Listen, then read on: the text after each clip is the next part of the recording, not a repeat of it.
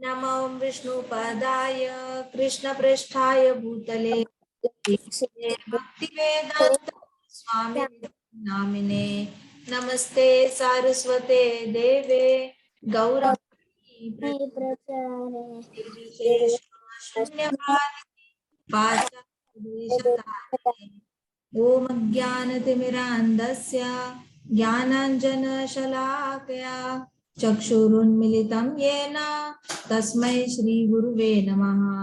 श्रीचैतन्यमनोभीष्टं स्थापितं येन भूतले स्वयं रूप कदा मह्यं ददाति स्वपदान्तिकम्।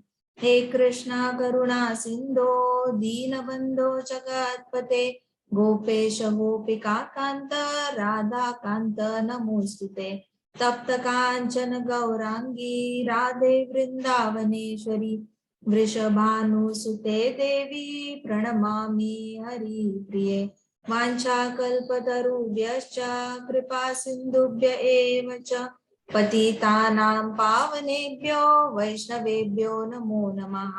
जय श्री कृष्ण चैतन्य प्रभो नित्यानंदा श्री अद्वैत गदाधर शिवासादि गौर भक्त वृंदा हरे कृष्णा कृष्णा कृष्णा हरे हरे हरे राम राम राम हरे हरे।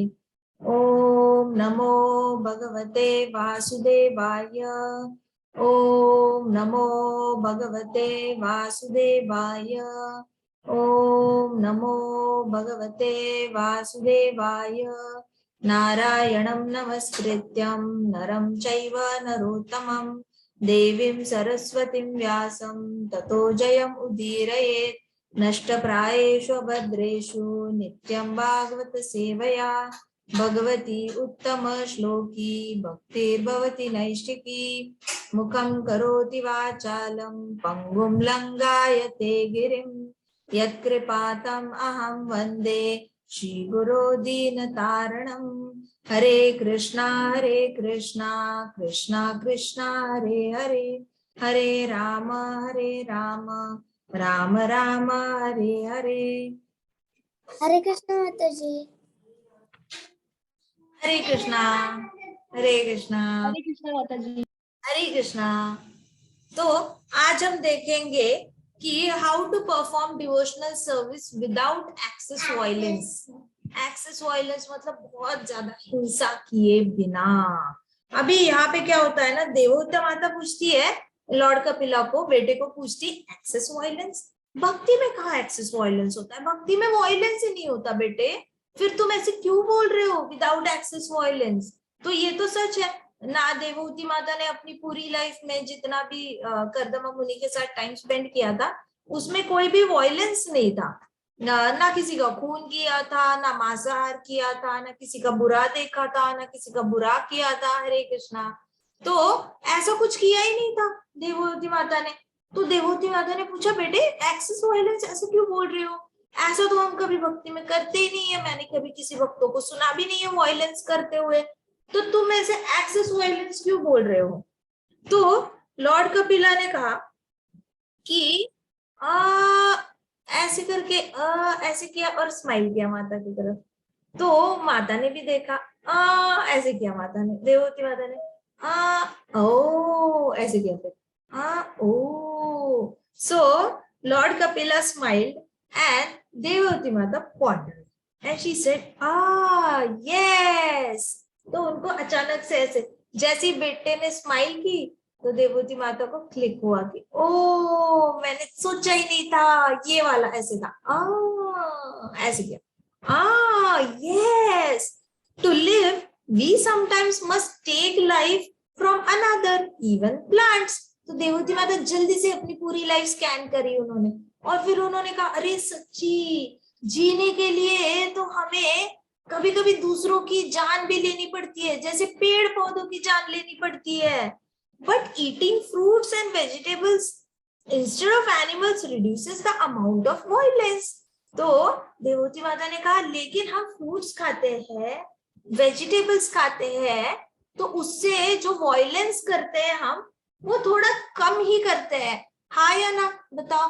जितना एक दूसरे प्राणियों को मारने में जितना वायलेंस है, क्या उतना वायलेंस आपको कभी मैंगो ऐसे प्लक करते हुए फील हुआ है? क्या आपने जब सब्जी काटते हो और बनाते हो गैस पे, तब आपको वायलेंस फील होता है? होता है या नहीं होता? होते हैं। तो देखो, उसमें भी वायलेंस है लेकिन कम वायलेंस है, ठीक है।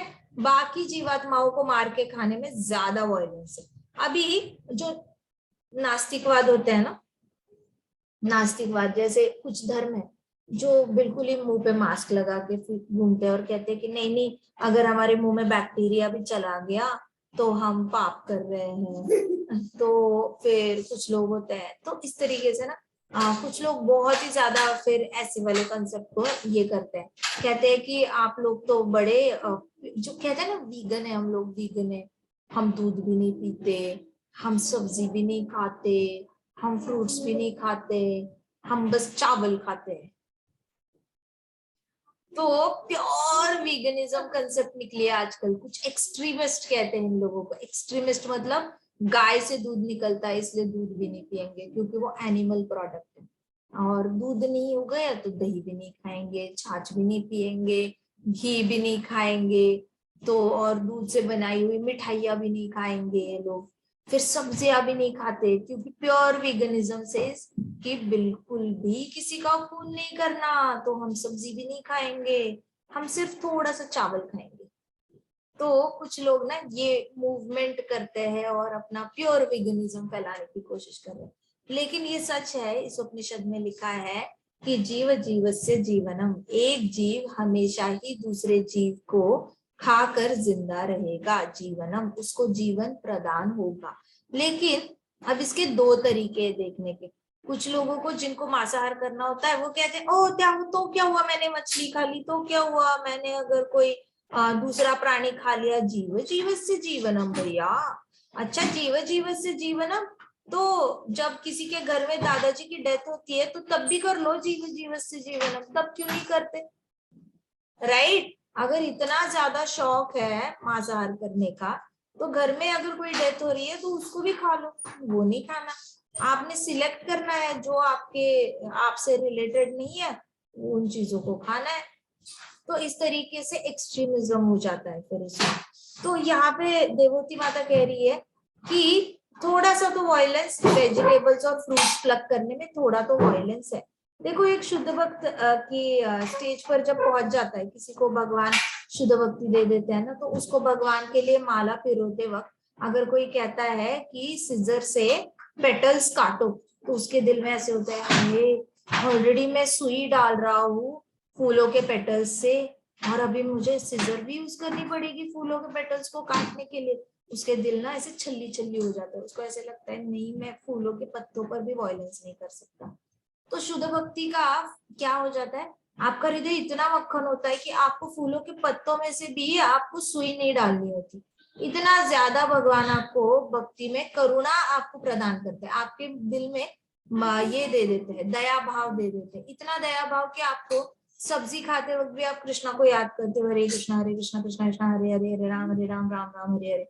सब्जी को कितनी तकलीफ हुई होगी जब उसको उखाड़ा होगा, उसके बाद गैस पे रखा होगा।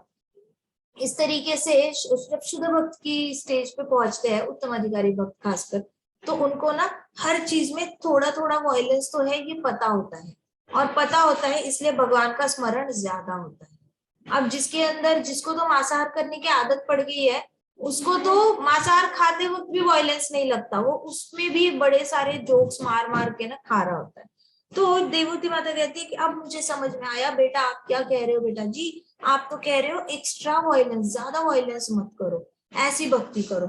तो लॉर्ड कपिला फिर स्माइल किया, उन्होंने कहा कि devotee should regularly see my deity. तो लॉर्ड कपिला तो कृष्णा ही है, तो लॉर्ड कपिला कह रहे हैं कि डिवोटीज ने हर रोज मेरी डीटी का दर्शन करना चाहिए। ठीक है, आपके घर में अगर डीटीज होंगे ना, गोपाल जी होंगे, राधा कृष्णा होंगे, हमारे गौर सिंगर होंगे, हमारे गौर निताई होंगे, तो ये सबको देखकर आपको हर रोज देखना है। तो लॉर्ड कपिला कह रहे हैं कि आप हर रोज मेरी डीटी का दर्शन करो, टच माय फीट, उनके चरण कमलों को ऐसे टच करो। वर्शिप मी, पूजा करो, फूल होंगे फूल ऑफर करो, पानी होगा जल ऑफर करो, तुलसी माता का पौधे का जो ये होता है पत्ता होता है वो आपने जो भी भोग लगाते हो, जो खाना है फूड है उसमें डालो और फिर भगवान को भोग लगाओ, वर्शिप करो। दिया वर्शिप करना है, दिया दान भी करना है। तो ये सारी छोटी अगरबत्ती लगाते हो, धूप अगरबत्ती लगाते हो, तो इस तरीके से वर्शिप करना है। तो लॉर्ड कपिला कह रहे हैं कि मेरी डीटी का दर्शन करो, मेरे चरण स्पर्श करो, मेरी वर्शिप करो और फिर मुझे प्रे करो।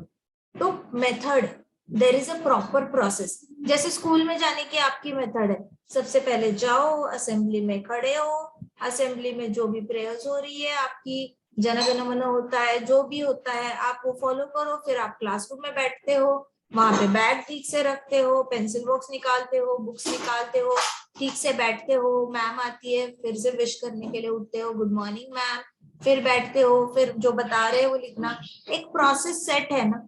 तो वैसे ही भगवान को प्रे करने की प्रोसेस सेट है। तो लॉर्ड कपिला कह रहे हैं कि आप मुझे मेरे हर रोज दर्शन करो, मेरे चरण कमलों को स्पर्श करो, उसके बाद आप मेरी वर्शिप करो, पूजा करो, और उसके बाद आप मुझे प्रे करो। From the mode of goodness they should see everyone equally as spirit soul. तो आप ये चार चीजें करते हो ना तो आप सत्व गुण में एस्टैब्लिश हो जाते हो। इसको भक्ति नहीं कहते, इसको शुरुआत में सत्व गुण में आने की वार्म अप एक्सरसाइज कह सकते हो। आप भक्ति में आने के लिए वार्म अप होता है, आप दिया अगरबत्ती लगाते हो तो आपके अंदर थोड़ा सा भाव जागृत होना शुरू हो जाता है। आप भगवान के डीटीज को दर्शन करते हो, स्पर्श करते हो, तो थोड़ा और ज्यादा उत्कंठा हल्की हल्की सी बढ़ने लगती है। तो you can consider this as a warm up. तो आप सत्व गुण में आके स्थित हो जाते हो, क्योंकि भक्ति में जाने के लिए सत्व गुण में पहले आना बहुत जरूरी है। ऑलरेडी हम लोग रजोगुण में रहते हैं, कितने मार्क्स आएंगे और मार्क्स लाने हैं, कितने मार्क्स आएंगे और मार्क्स लाने हैं, ये भी चाहिए वो भी चाहिए, ये गेम भी खेलनी है वो गेम भी खेलनी है, यहाँ पे भी घूमने जाना है वहां पे भी घूमने जाना है। तो आप रजोगुण में तो बहुत सारा रहते हो, ठीक है। तो वहां से सत्वगुण में आने के लिए भगवान के पास जाना, थोड़ा सा फिजिकली प्रॉक्सिमिटी में डीटीज के पास जाना बहुत जरूरी है। तो आप हर रोज जब भी टेबल्स याद करने हैं, आप हर रोज अपना भगवत गीता का 12th चैप्टर अगर रिवाइज करते हो श्लोक का, तो भगवान के सामने बैठ कर रिवाइज करो। एटलीस्ट सत्वगुण में पहले ट्रांसफर हो जाओगे, फिर भक्ति करोगे। तो भगवान के सामने जितना आप पढ़ाई करने के लिए बैठते हो ना, तो यहाँ भगवान की डीटीज है ना, उसके आसपास ही अपना एक छोटा सा टेबल बनाओ, वहीं पे बैठ जाओ। जितना भगवान के क्लोज क्लोज बैठोगे ना, उतना ज्यादा सत्वगुण में हो रहोगे और साथ साथ भक्ति करने की आपकी उत्कंठा बढ़ जाएगी। तो लॉर्ड कपिला कह रहे हैं कि हर रोज 4 स्टेप करो और सत्वगुण में आ जाओ। उसके बाद आप सारी जीवात्माओं को एक नजर से देखने लग जाओ, जैसे सारी जीवात्माएं हैं। हम किसी को ऐसे नहीं देखेंगे, ये देखो डिवोटी इतने अच्छे हैं, ये देखो नॉन डिवोटी, ओहो ये देखो नास्तिक, क्या हो गया है दुनिया को, मायावादी, oh my God why are you on earth, you better go to some other planet and do your job, why are you, what are you doing here. ऐसे वाली चीजें हम नहीं करेंगे, हम सबको जीवात्मा की तरह देखेंगे, ये जीवात्मा है वो जीवात्मा है, वो जीवात्मा है वो जीवात्मा है। अब जब वो आके हमें कुछ बोलेगा तो हमें लगेगा उसमें क्या, मेरी बॉडी को लेके बोला है, मेरे टैलेंट को लेके बोला है, मेरे इंटेलिजेंस को लेके बोला है, मेरे लुक्स को लेके बोला है, मेरे एक्सेंट को लेके बोला है, मेरे वर्ड्स को लेके बोला है, मेरे मार्क्स को लेके बोला है, मेरे ड्रेस को लेके बोला है, मेरी पेरेंटेज को लेके बोला है, फोर फादर्स को लेके बोला है, मेरे घर को लेके बोला है। ठीक है, मैं तो आत्मा हूँ, मैं तो जीवात्मा हूँ, वो भी जीवात्मा है, सो इट डजंट मैटर। इस तरीके से लॉर्ड कपिला कह रहे सबको जीवात्मा की नजर से देखना शुरू करो। They should offer great respect to spiritual master. फिर हमने क्या करना है, अपने गुरु के लिए ग्रेट रिस्पेक्ट ऑफर करना है। ग्रेट रिस्पेक्ट, जैसे हमारे प्रभुपाद है, हमें कितनी रिस्पेक्ट है। प्रभुपाद नहीं होते तो आज हम यहाँ हरि कथा नहीं कर रहे होते, हम भागवतम नहीं पढ़ रहे होते, वो नहीं होते तो हमारे पास भागवतम ही नहीं होती। इमेजिन, हमें इजीली समझ में आने वाला भागवतम हमारे पास तो नहीं होता फॉर श्योर। तो प्रभुपाद नहीं होते तो उनके लिए कितनी ज्यादा ग्रेटफुलनेस होनी चाहिए कि उन्होंने हमारी लाइफ सेट करके रखी है, पूरी लाइफ के लिए हमें शास्त्र देके गए प्रभुपाद। इससे बड़ा तो मतलब ब्लेसिंग कोई हो ही नहीं सकता दुनिया में।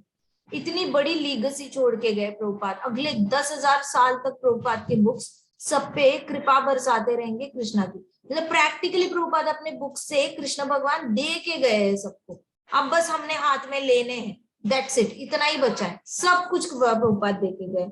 तो अपने बहुत रिस्पेक्ट होनी चाहिए हमारे गुरु के प्रति, इतनी ज्यादा रिस्पेक्ट ना। एक बार हमारे महाराज को ना किसी ने पूछा था, एक डिवोटी ने पूछा था डिसाइपल ने, कि Maharaj how much should we obey you, मतलब हमने आपकी बात किस हद तक सुननी चाहिए।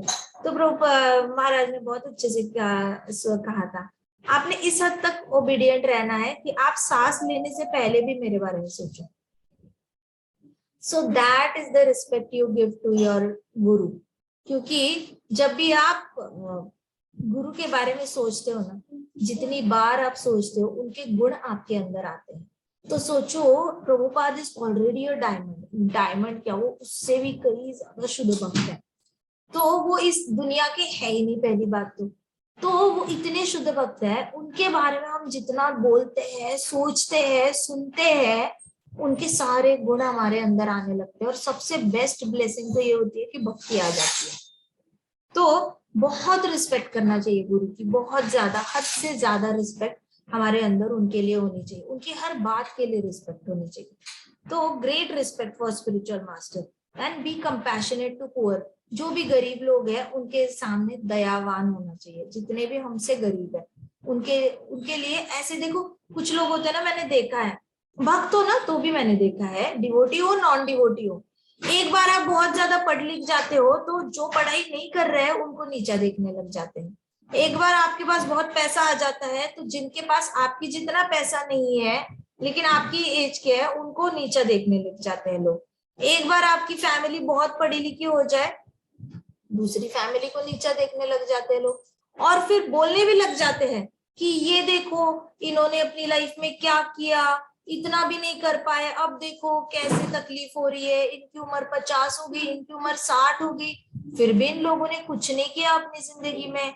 ये देखो इनकी उम्र 40 हो गई है फिर भी इन्होंने कुछ नहीं किया। अरे आपने तीर मारे, जरूरी थोड़ी ना सब लोग भौतिक जगत में तीर मारने आए हैं, सब अर्जुन तो हो नहीं सकते।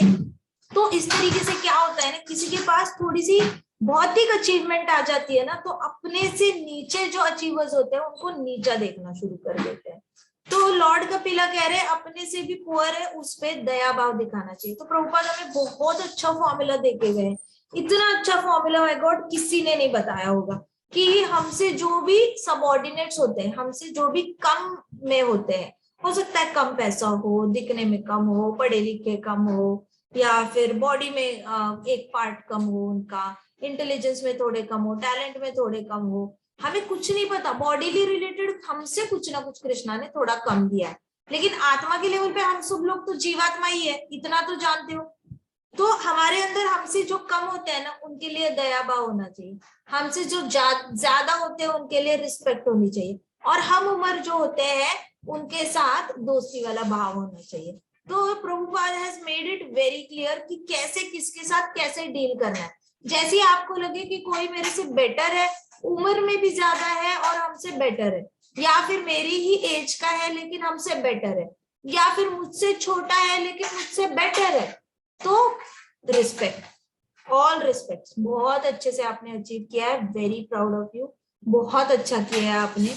और जस्ट पे रिस्पेक्ट्स उसके लिए हमारे, और उससे इंस्पिरेशन लेनी है, इंस्पिरेशन लेनी है कि वाह कितना अच्छा किया, मतलब सिर्फ भौतिकवादी होके भी इतना अच्छा किया है, तो भक्ति में आएगा तो इससे और कितना अच्छा कर पाएगा। ठीक है, कोई भक्ति हमसे बेटर है तो ईर्ष्या का तो सवाल ही नहीं उठता, उसको देख के इंस्पिरेशन लेनी है। इंस्पिरेशन लेनी है मतलब जैसे देखो आपसे कोई बेटर है भक्ति में, उसको देख के, चाहे मानो आप किसी का कीर्तन अटेंड करने जाते हो और कीर्तन सुनते हो बहुत अच्छा गा रहे हैं, आपको लगता है कि काश मैं ऐसे गा पाता, तो ये वाली जो फीलिंग है इसको कहेंगे इंस्पिरेशन लेना, कि वाह कितना अच्छा गाया प्रभु जी ने, काश मैं ऐसा गा पाता, तो ये वाला हो गया इंस्पिरेशन। लेकिन अगर देख के ऐसा लगा कि है इससे अच्छा तो वो प्रभु जी ज्यादा अच्छा गाते हैं, इतनी भी कोई अच्छा था नहीं, तो इसको कहेंगे जेलसी, इसको कहेंगे एनवियसनेस। ठीक है, तो फर्क समझो, जैसे ही आपसे कोई बेटर दिखता है, क्या आप उससे भी बेटर इंसान से उसको कंपेयर करके उसको नीचा दिखाते हो, या फिर उसको बेटर देख के आपको लगता है वाओ ये कितने अच्छा गाते हैं, काश मैं ऐसा गा पाता, मैं भी ट्राई कर सकता हूँ, प्रैक्टिस करता हूँ, वाह ये कितना अच्छा ये करते हैं, डेकोरेशन करते हैं, काश मुझे आता, ये माता जी कितना अच्छा कुकिंग करती है, काश मुझे आता। तो ये वाली कहती है इंस्पिरेशन। लेकिन कोई अच्छा कर रहा है उसको नीचे डालना और उसका ये करना, उसको कहते हैं जेलसी और ईर्ष्या। ठीक है, अभी आपसे नीचे जो है, आपसे नीचे जो है वो आपसे आपके जितना अचीव नहीं कर पाया, मानो आपका 10th रैंक आया है लेकिन किसी का रैंक 20th आया है, तो उसको ऐसे देखना है पढ़ाई करनी तो आती नहीं है, क्लास में जब देखो मटर गश्ती करता रहता है, ऐसा तो रैंक आएगा ही, कुछ समझ में नहीं आता उसको, तो इसको दया भाव नहीं कहेंगे। जैसे ही हमसे कोई कम में रैंक का दिखता है तो हमारे अंदर आना चाहिए कि अरे दया आनी चाहिए, और ऐसे होना चाहिए कि अगर मेरे पास आया ना मैथ्स के क्वेश्चंस पूछने के लिए, मैं पक्का हेल्प करूंगा। अगर मेरे पास आता है इंग्लिश ग्रामर सीखने के लिए, मैं पक्का हेल्प करूंगा, मैं मना नहीं करूंगा उसको। इस तरीके से क्या करना है ना, अपने अंदर दया भाव लाना है, ना कि उसके लिए घृणा लानी है। So I have practically seen people कि जिनके हृदय में घृणा आती है जब कोई कम पढ़ा लिखा उनके सामने दिख जाता है, उनको ऐसे लगता है कि ये लोग ज्यादा कमा सकते थे लेकिन इन्होंने कितना कम कमाया, अपनी लाइफ ही वेस्ट कर दी, तो इसको घृणा कहते हैं। तो no, it is very wrong attitude, you have to have compassion आपके नीचे के लिए।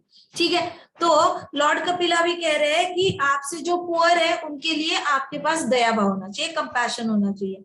Be friends with equals, equal लोगों के साथ। आपको लग रहा है मेरा भी 5th रैंक आता है, पिछले सेमेस्टर में उसका भी 5th आया था, हम लोग तो नॉर्मली इक्वल्स होते हैं, आपको ऐसा लगता है कि हाँ उसके पास भी एक कार है, हमारे पास भी एक कार है, ओके इक्वल्स हो गए, सेम ब्रांड की कार है, इक्वल्स हो गए। तो कहीं पे भी आप किसी भी चीज को लेके इक्वल अगर समझ रहे हो किसी को, आप, मुझे नहीं पता आपका क्या फॉर्मूला है, लेकिन किसी की भी ऐसी किसी किसी की होती है कि हाँ आप भी इतने साल के हो, आप 10 साल के, मैं 10 साल का, इक्वल। आप 9 साल के, मैं 9 साल का, इक्वल। तो आप अगर एज के हिसाब से इक्वालिटी देख रहे हो तो आप, आपकी इक्वालिटी में फ्रेंडशिप होनी चाहिए। आप अगर अपने स्टेटस के हिसाब से इक्वल देख रहे हो किसी को कि हाँ इनका भी इतना ही है, इसके भी पापा ये है, मेरे भी पापा ये है, ऐसी इक्वालिटी देख रहे हो तो उसमें फ्रेंडशिप कर लो। किसी भी चीज में जैसे ही आपको अपने इक्वल लोग मिलते हैं, ना उनको नीचा दिखाना है, ना उनसे इंस्पिरेशन लेनी है, उनके साथ बस दोस्ती करनी है। आपसे बेटर लोग होते हैं उनसे इंस्पिरेशन लेनी है, आपसे कम बेटर लोग हैं उनपे दया भाव दिखाना है। आपको समझ में आया ये फॉर्मूला? आपको 3 ही टाइप के लोग मिलेंगे जिंदगी में, 3 कैटेगरीज में डिवाइड करो, कम है, इक्वल है, ज्यादा है। ज्यादा है इंस्पिरेशन लो, इक्वल है फ्रेंडशिप करो, कम है दया भाव दिखाओ। समझ में आ गया? यस और no? Very good, very good. अगर आपको लगता है कि हाँ मैं ज्यादा अच्छा डिवोटी हूँ, कम डिवोटी मिल गया, कम डिवोशन में कोई न्यू कमर मिल गया, दया भाव दिखाओ। आपसे ज्यादा डिवोशन करने वाला, 10 माला ज्यादा करने वाला मिल गया, इंस्पिरेशन ले लो। आपके जितना ही माला करने वाला मिल गया, दोस्ती करो और इकट्ठे आगे बढ़ो। दोस्ती जैसी भक्ति में और कोई बात ही नहीं हो सकती। संगत, संगत इतनी इंपॉर्टेंट है, नेचुरली आपके अंदर बदलाव आना शुरू हो जाता है। तो ये 3 स्टेप फॉर्मूला, ट्रस्ट मी, मैंने पूरी लाइफ फॉलो किया है, मैंने कभी भी इसके बाहर, मैंने इसका कभी उल्लंघन किया ही नहीं है अपनी जिंदगी में।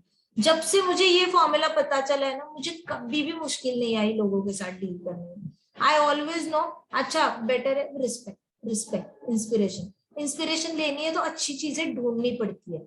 अपने से बड़े लोग हैं, उनमें गलतियां निकालोगे तो इंस्पिरेशन क्या घंटा लोगे? उनमें बुराइयां निकालोगे तो उनको बुरा बोलोगे। अब आपसे बड़े लोग हैं, उनको बुरा बोल के उनका बुरा तो नहीं होना, आपका बुरा पक्का हो जाना है। उनका बुरा बोलोगे, उनकी बुराई, बुरी आदतें अपने अंदर लोगे।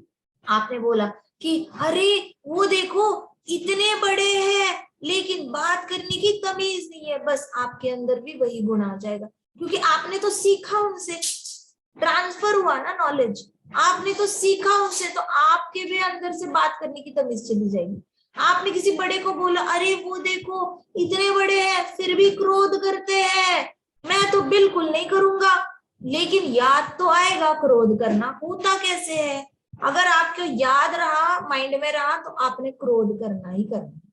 तो आपने क्या करना है, अगर आपसे बड़ा कोई ये इंस्पिरेशन लेना है तो खोद खोद के अच्छाइयां निकालो उसमें सबसे पहले। तो अगर नहीं दिख रही कोई एक अच्छाई तो पक्का मिलेगी, ट्रस्ट में मिलती ही मिलती है। I have practice this personally, और मिल ही जाती है।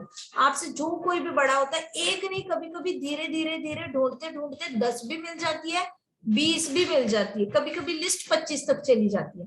तो आपसे जो बड़ा है और आपको लगता है बेटर है, उम्र में भी बड़ा है बेटर है, या फिर सिर्फ उम्र में भी बड़ा है, तो उसकी अच्छी चीज खोद खोद के निकालो, इंस्पिरेशन ले लो।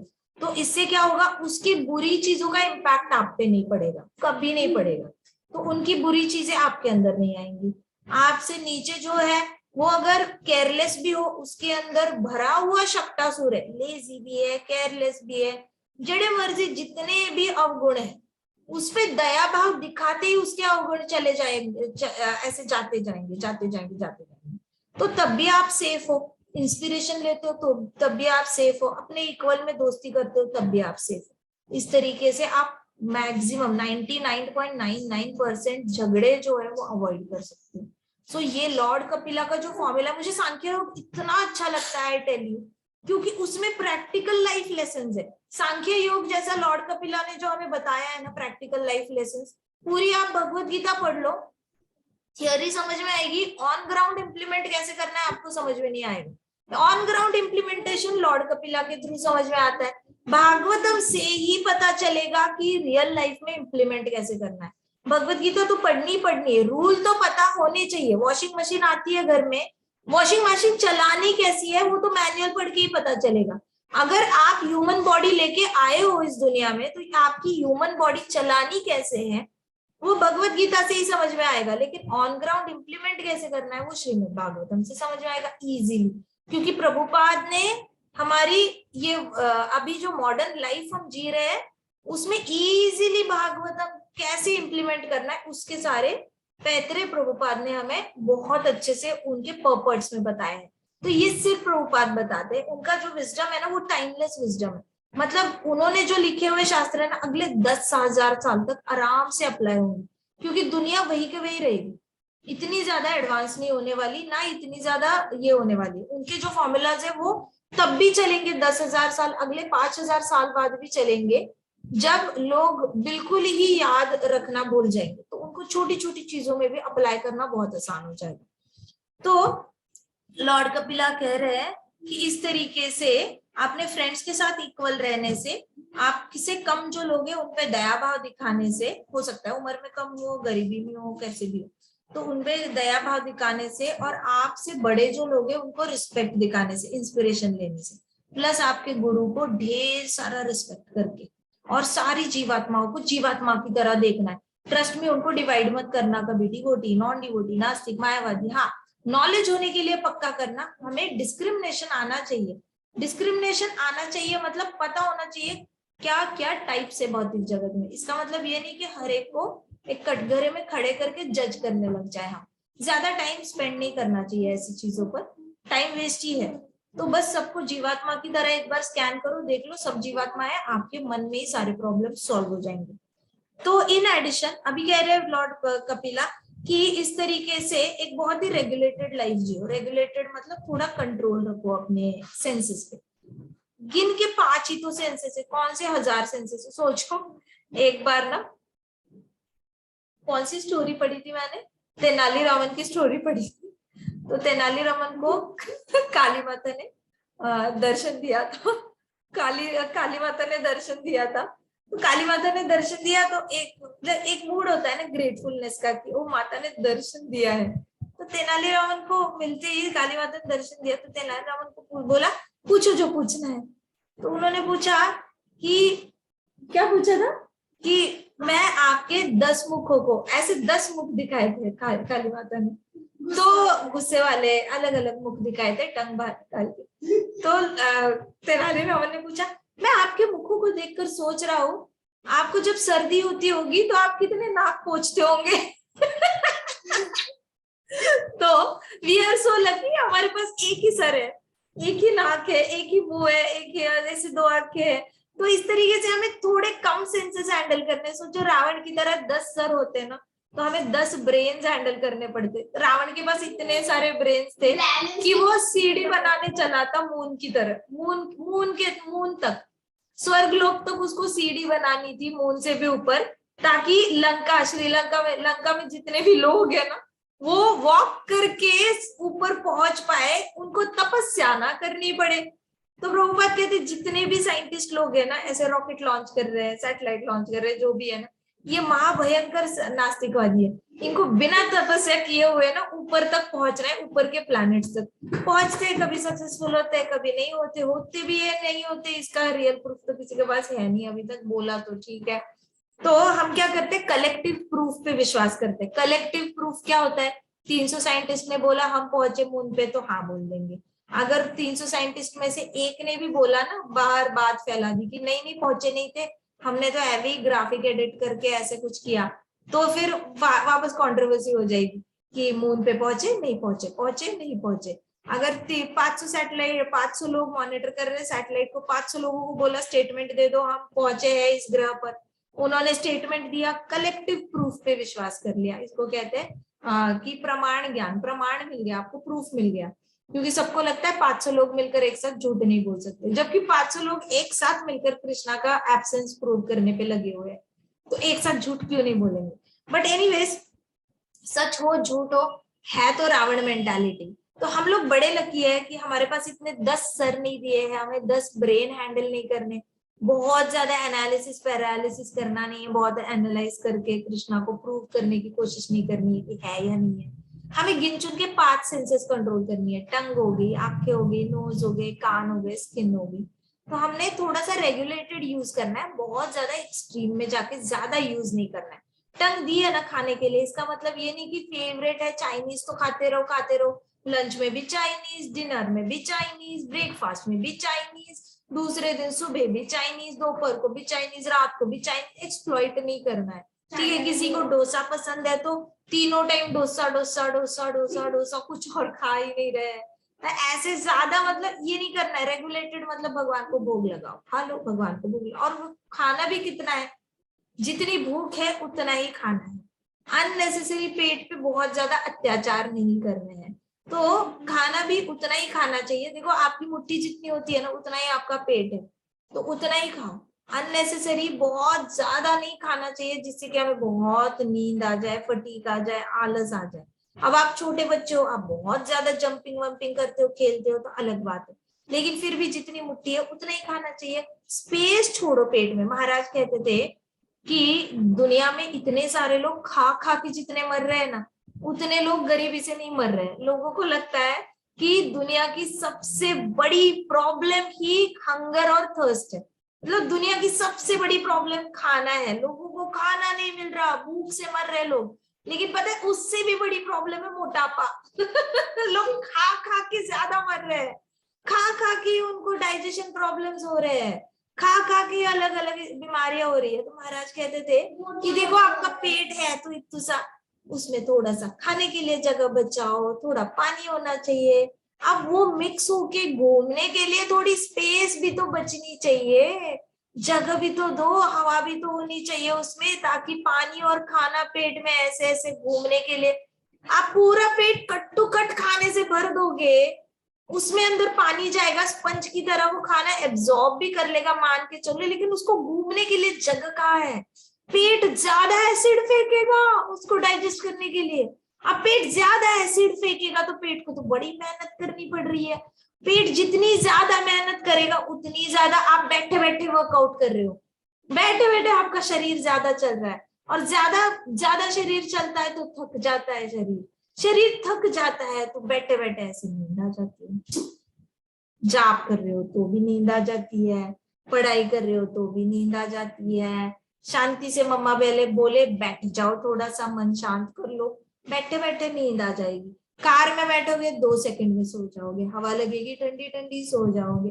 तो इस क्या होता है, बहुत ज्यादा पेट खचाखच भरने से क्या होता है, आलस आता है। तो भक्ति सिद्धांत सरस्वती महाराज कहते थे, बड़ा अच्छा कहते थे कि जिसको भोजन चाहिए उससे भजन नहीं हो सकता। मठ में बहुत ज्यादा जो खाते थे ना, भक्ति सिद्धांत सरस्वती महाराज कहते थे जिसको भोजन चाहिए उससे भजन नहीं हो सकता। भजन मतलब any activity related to Krishna consciousness, उसके अंदर ना एंथुसियाज्म नहीं रहेगा, उसके अंदर एनर्जेटिकनेस नहीं रहेगी, उसके अंदर बहुत ज्यादा ऐसे चीयरफुलनेस नहीं रहेगा। वो हमेशा ऐसे रहेगा, उसका चेहरा बनाना टाइप हो जाएगा, और वो बड़ा नींद में ऐसे रहेगा हमेशा। तो खचाखच नहीं भरना है बहुत ज्यादा, सो इसलिए कह रहे लॉर्ड कपिला कि अपने रेगुलेटेड सेंसेस यूज करो, रेगुलेट करो अपने आप को, जो भी आप यूज कर रहे हो। टंग की बात हो, वैसे ही कान हो गया, नोज हो गया, आईज हो गया, बहुत अति नहीं करनी है किसी चीज की, ठीक है। In addition, devotees should always try to hear about spiritual matters and use their time to chant names of Lord. तो हमने ये पहले भी देखा है, लॉर्ड कपिला हमें पहले भी बता चुके हैं कि टाइम वेस्ट नहीं करना है। टाइम वेस्ट करने की बजाय जैसे ही फ्री टाइम मिलता है चैंट करना है। अपना टाइम कैसे बिताना है, भगवान की बारे में सोचकर, भगवान के बारे में बोलकर या भगवान के बारे में सुनकर, और साथ साथ और एक्स्ट्रा टाइम मिल जाए तो चैंट करके। तो हमने वो श्लोक देखा था ना, कालक्षेपो न कर्तव्य क्षीणम् आयु क्षणे कणे यमस्य करुणा नास्ति कर्तव्यम हरि कीर्तनम। तो हमने ये श्लोक देखा था, कालक्षेपो न कर्तव्य, कालक्षेप नहीं करना है, वेस्ट नहीं करना है, टाइम वेस्ट नहीं करना है। क्षीणम आयु क्षणे क्षणे, एक एक मोमेंट से हमारी लाइफ कम हो रही है।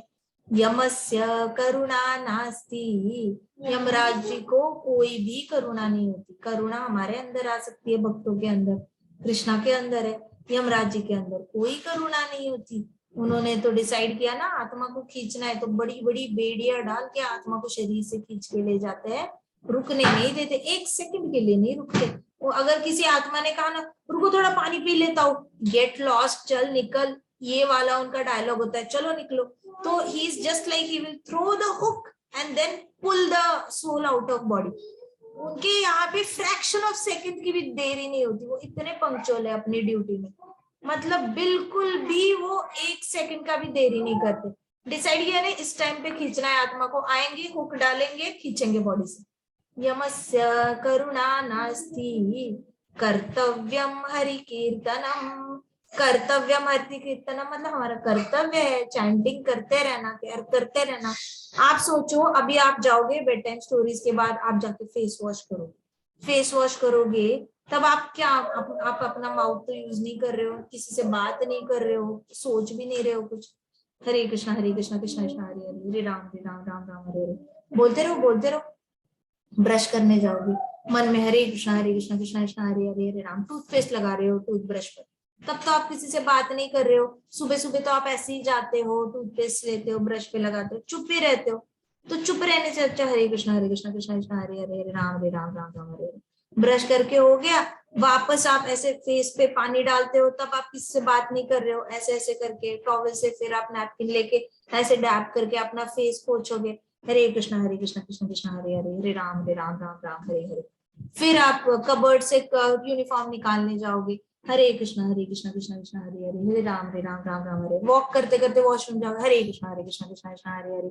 ऐसे आपके अंदर वो बाथरूम में जो रॉड होते हैं उस पे आप कपड़े लटकाओगे, अपना हैंगर लगाओगे यूनिफॉर्म का, हरे कृष्णा कृष्ण कृष्ण हरे हरे, हरे राम नहा रहे हो, हरे कृष्णा कृष्ण कृष्ण हरे हरे, हरे राम राम हरे हरे। शार के नीचे नहा रहे हो तो भी हरे कृष्णा कृष्ण कृष्ण हरे हरे, हरे राम राम हरे हरे।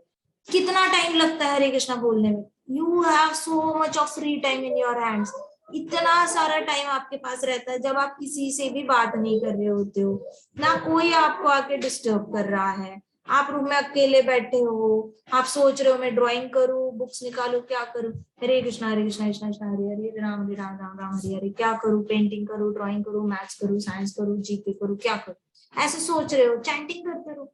सो कालक्षेपो न कर्तव्य क्षीणम आयु क्षणे क्षणे यमस्य करुणा नास्ति कर्तव्यम हरि कीर्तनम। करते रहो ना कीर्तन, क्या फर्क पड़ता है, करते रहो। स्टेयरकेस से नीचे जा रहे हो, Hare Krishna Krishna Hare Hare, Hare Ram Ram Hare Hare. Keep chanting, who is stopping you from chanting? Lord Kapila कह रहे हैं फ्री टाइम में हमेशा चैंटिंग करते रहो, कंटिन्यूअस चैंटिंग करते रहो। तो this should be the way a devotee should be living his life कहते। और फिर कहते they should have simple straight forward behaviour, बड़ा ही सिंपल सा बिहेवियर रखो। स्ट्रेट फॉरवर्ड बिहेवियर का मतलब ये नहीं कहा है मन में जो आए उल्टा सीधा बोल दिया।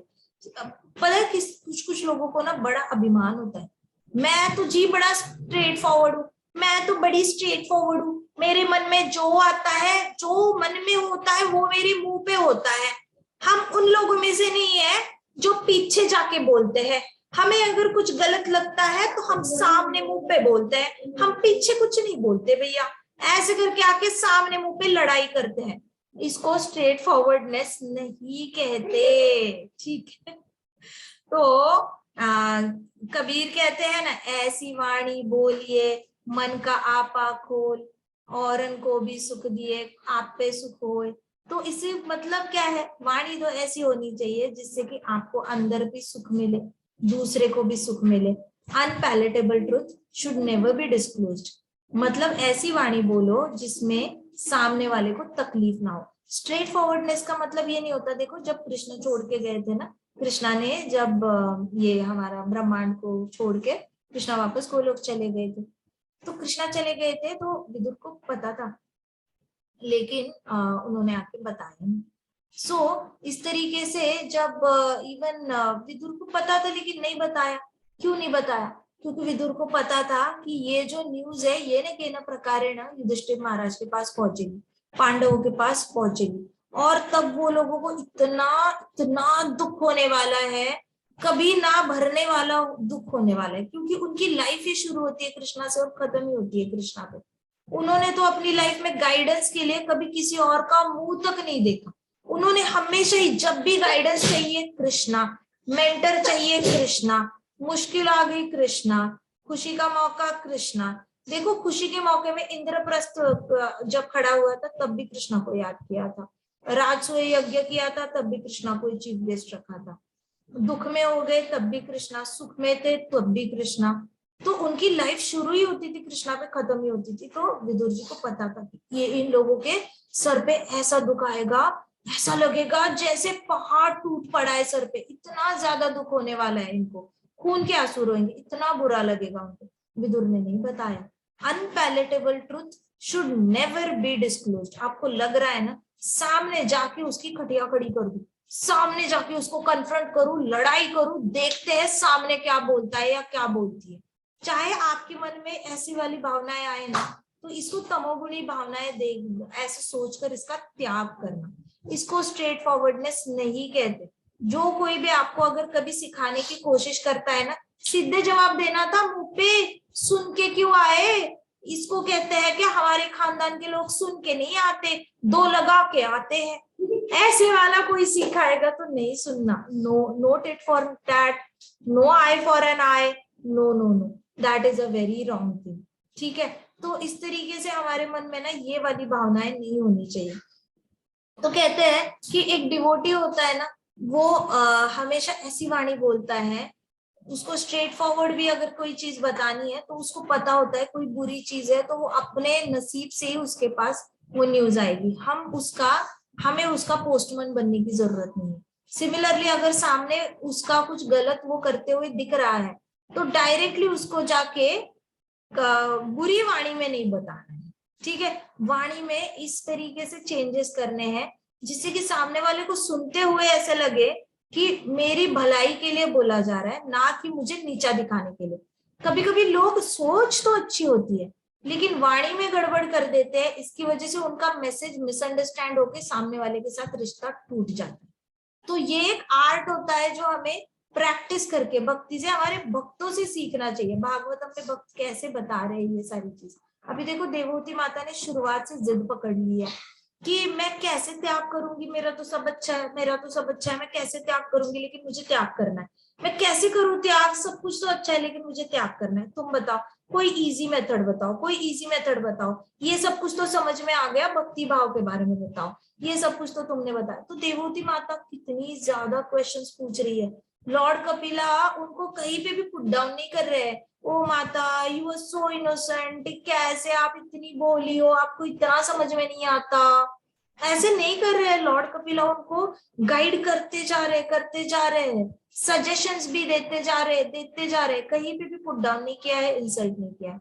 इस तरीके से वाणी ऐसे होनी चाहिए ना, आपको अगर किसी की गलती भी दिखानी हो ना तो वो भी गलती सजेशन के तौर पे देनी चाहिए, जिससे कि उसका भी भला होगा और आपका भी भला होगा, दोनों का भला, विन विन सिचुएशन कैसे होगी, इस तरीके से बात करनी चाहिए।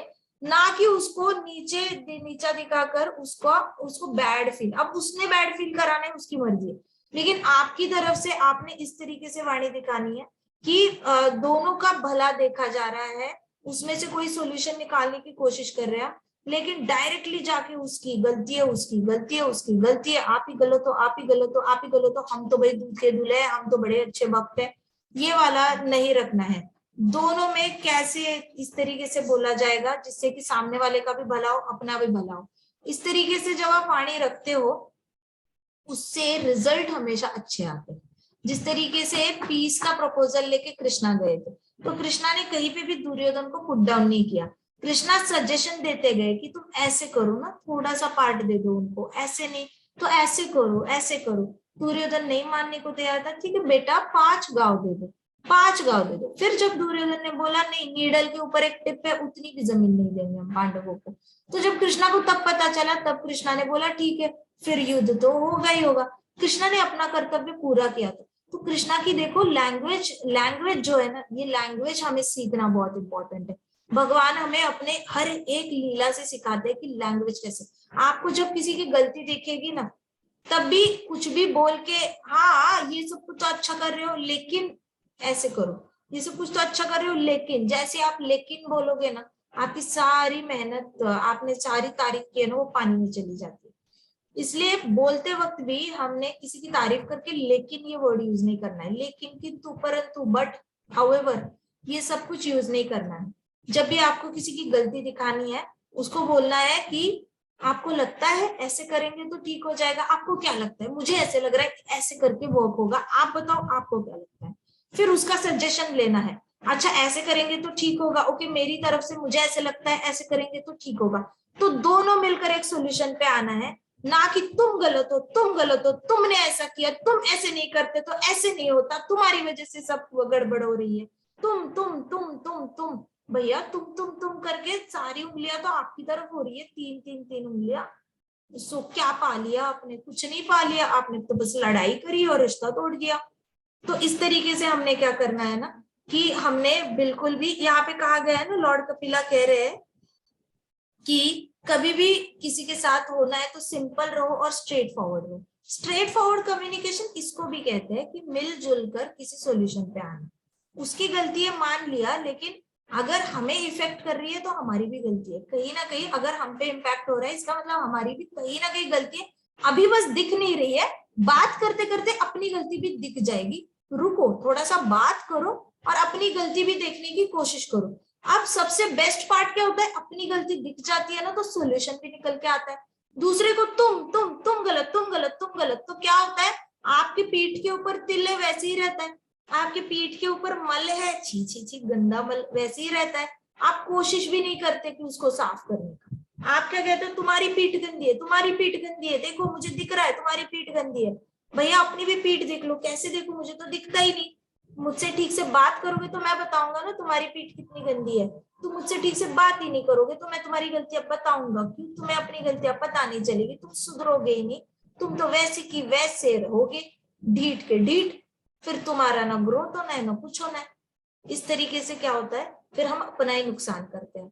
तो बैठो, बात करो, बात करके अपनी भी गलती ढूंढने की कोशिश करो, और खुद मेहनत नहीं करनी पड़ती, सामने वाला आप पे ही आपकी गलती भी बता देता है। अब पता चला ना कि अच्छा हमारी साइड से यहाँ गलती हो रही है, मिलजुल के सोल्यूशन निकालो, मिलजुल के सोल्यूशन निकालो, घर जाके सोचो और कैसे सॉल्व किया जा सकता है, और कैसे सॉल्व किया जा सकता है, फिर उसको सॉल्व करो। फिर सामने वाला भी तब तक अपने सॉल्यूशन के लिए, वो भी अपने सॉल्यूशन के लिए वर्क कर रहा होता है। इस तरीके से क्या होता है ना, हम स्ट्रेट फॉरवर्डनेस इस तरीके से यूज करते हैं। स्ट्रेट फॉरवर्डनेस किसी ने नहीं कहा कड़वे तरीके से यूज करना है, कड़वा तरीका यूज नहीं करना, बहुत ही सुलझा हुआ तरीका यूज करना है स्ट्रेट फॉरवर्ड होने के लिए।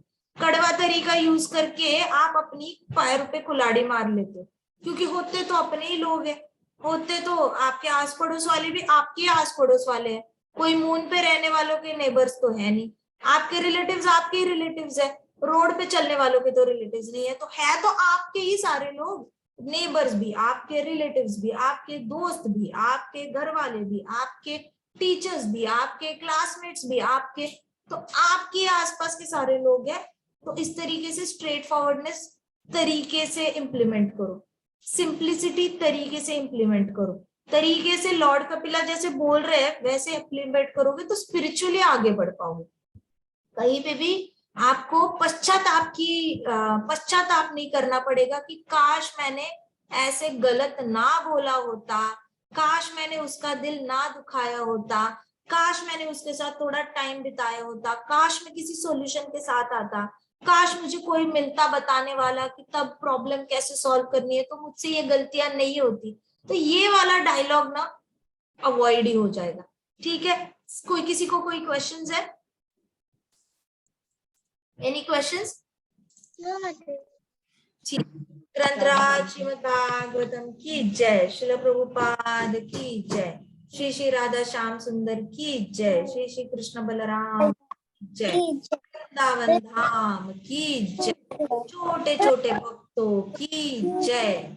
हरे कृष्णा कृष्ण कृष्णा हरे हरे, हरे राम राम राम हरे हरे, हरे कृष्णा वासम कीर्तन यज्ञ की जय। माता जी हाँ जी, मैंने राखी बनाई। ब्यूटीफुल। माता जी, माता जी बच्चा, हाँ जी, बहुत सही। वेदा वेदा बोलो, अभी माता जी वेदा अभी फ्री है क्या माता जी? हाँ हाँ है, बहुत फ्री। मैं वेट कर रहा था तो इतने बार कॉल लग रहा है। अच्छा, मैं बहुत फ्री हूँ। माता जी गुड नाइट। माता जी, हाँ जी बच्चा बोलो, माता जी मुझे कुछ तो दिखाना है। दिखाओ ना। प्रभु जी ने ओ प्यूरी बोल, बैंगलोर बहुत से सुंदर आए। है। जय, ये खुद से आया आपके पास, ही हो सो लकी। यस माता जी, पापा को मिली थी बैंगलोर को। हाँ जी, नाम क्या है? श्री श्री राधा कृष्ण चंद्र। श्री श्री राधा कृष्ण चंद्र आया आपके पास। जय।